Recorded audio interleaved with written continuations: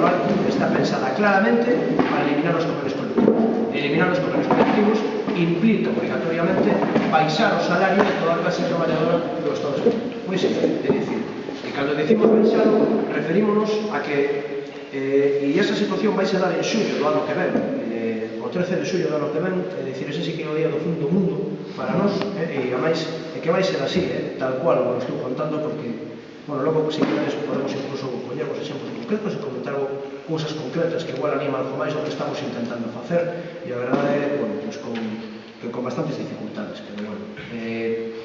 eso implica, como vos digo, que en xullo do 2013 podemos atopar con que tranquilamente un 30, un 40, un 50% da clase servida do Estado español vai pasar a cobrar salarios de 641 euros brutos mes, que significa cobrar coas retencións correspondentes en torno a 590, 580, 600 euros mes. Vale, digo para que todo o mundo se faja máis ou menos un poquinho de idea. Os convenios colectivos,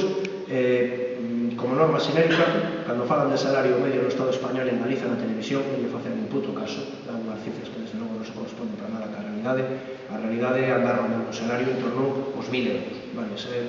o mismo foi un pouco o objetivo que nos marcamos xa desde ese ano, e desde aí anos é un objetivo que máis ou menos tiñamos prácticamente conseguido na maior parte dos sectores. Vamos a topar con sectores como da limpeza, como o comercio, como hostelería, e dous casos concretos aquí da provincia da Coruña, onde traballadores que cobran a día de hoxe 1.000, 1.100 euros mes, con 3 pagas extras, etc. e tal, que en xullo do ano que ven o empresario vai ter total e absoluta posibilidade de pagarlle a ese traballador por o mesmo traballo a metade de salario. A finalidade desta reforma é implementar un sistema como o americano, na práctica, na que tú vas a empresa e tú individualmente pactas as condicións de traballo co jefe cando comezas a traballar. Iso vai ser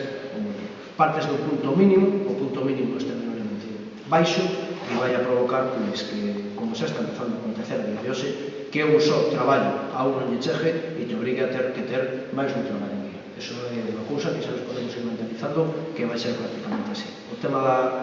da charla de hoxe, polo que comentou o Pepe, que foi o compañero que falou comigo para veros hoxe aquí, pois é como afecta a mocidade. Non sei os que estades aquí, os que traballades. Tamén é certo que a día de hoxe é unha cousa bastante complicadiña para topar traballo, pero aquel que pense poder topar un traballo a día de hoxe, que se vaya facendo unha idea, que vaya a poder optar a curros de 600 euros, 500 euros, e a normativa legal vai poder dispoñer que o empresario pode facer iso. Isto como consigue? Os convenios